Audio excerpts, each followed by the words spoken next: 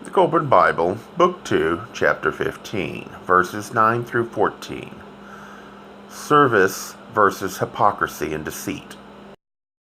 Kolbrin Bible, Book 2, Gleanings, Chapter 15, The Voice of God. GLN 15:1. The voice of God came out of the heavens unto his servants, even before the days of Wunis. But in these days it has come to certain of his devoted ones who heard it within the cavern of visions. Afterwards, each wrote it down according to his own hearing, and lo, when they came together, it was seen that each had recorded the same words. Thus the things which were heard by the three and set down by them in writing, all being agreed alike, are things recorded forever. God is better served by humanity knowing right and wrong, and refusing to do wrong, than empty obedience to rituals and offerings offered after you suffer the repercussions of your actions. Some say, better to ask forgiveness after the fact than be honest up front. So, dealing with human laws, do that if you believe it is for the good of all. But be sure it's completely unblemished by the stink of selfish gain. In short, just because it's what you want doesn't mean it's in the best interest of humanity. So it would not be serving God's plan. GLN 15:9. I am better served by obedience to my laws and conformity with my plans than by ritual and offerings. To listen to the words of the sacred writings while striving to understand them is better in my sight than offerings of flesh and treasure, which benefit the priests more than they do me. Among the things which I abhor, few are more detestable than the hypocritical offerings of the evildoer. The offerings and worship of a hypocrite are an abomination to me. Evil enters the realm beyond earth as a foul smell, and the worst one of all is the smell of hypocrisy. Those who pander to hypocrites, or do not actively oppose them, are also creatures of evil. Deceit to avoid repercussions of your actions is something your soul will bear the marks of long after you have forgotten having lied. GLN 15:10. I know too well the deceit to which men are prone. The adulterer and fornicator preach chastity for others, while the liar declares the virtues of truth. The thief preaches honesty, and the lewd-minded professes modesty. Men say one thing and mean another, while all too often the half or slanted truth replaces the real thing.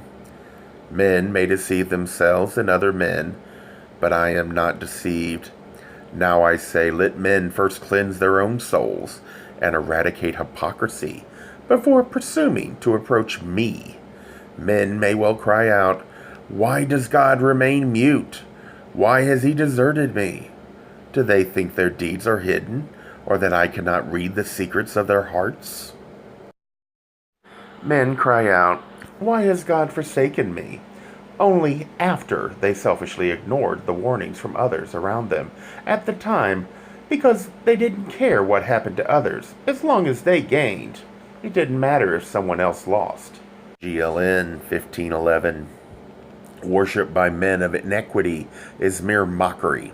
How rare the sincere and genuine heart! Were men indeed deserted by their God, they would have none to blame but themselves. Do men think their lack of kindness and consideration for others, their insincerity, their inconsistency, are truly hidden from me? I am the all-knowing one. I see too little love of goodness in the hearts of men, and too much fear for the consequences of their deeds. We are given free will, awareness of right and wrong, yet choose selfish desires of the flesh, and only worrying of repercussions after we did what we wanted without thinking beyond gaining selfish ends. GLN 15:12. Real and sincere worship is to obey my laws, and to shoulder the responsibilities of men, to steadfastly conform to my plan, and to live in neighborly harmony. He who devotes his life to me also devotes it to his own welfare. He who serves me well likewise serves himself. This is the law of laws, for the whole purpose of life is not the service of God, but the development of the soul of man. He who worships me with empty ritual and vain ceremonial, but neglects the well-being of his own soul, does not serve me well, for he thwarts my purpose. I have endowed the creature made in my likeness with a religious instinct, for this springs from its everlasting spirit, as fire generates heat.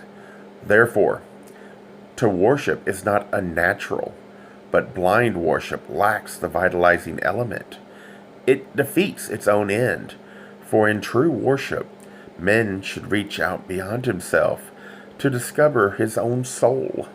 Then, having done so, he should develop it until the soul aspires to godhood itself.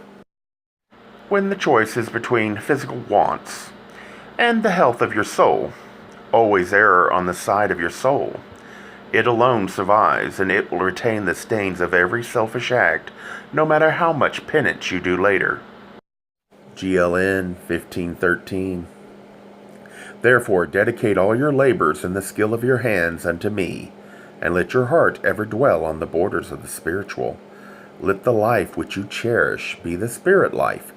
Free yourself from all vain hopes and selfish thoughts, from all worthless encumbrances, from ungainful avarice and unbeneficial lusts, from the domination of the flesh. Life is not easy, nor is it wholly pleasant. It is not meant to be. But bear your burdens with cheerfulness and fortitude. Entrench yourself within an inner fortress of peace.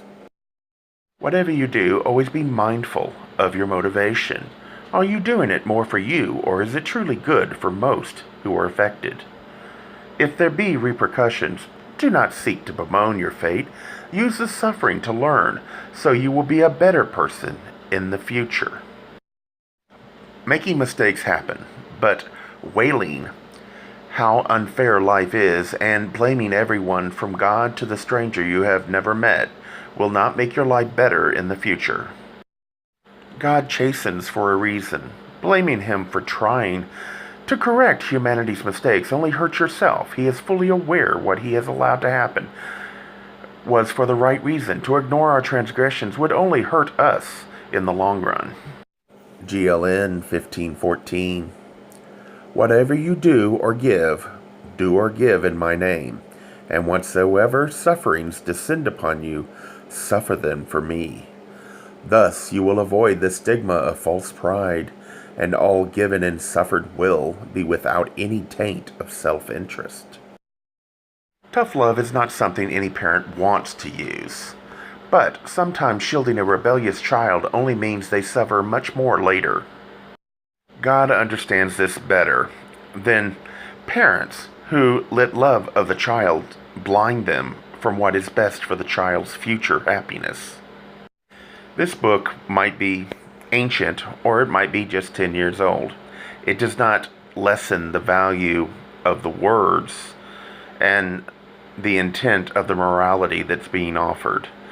So I offer it anyway, whether it is old or not.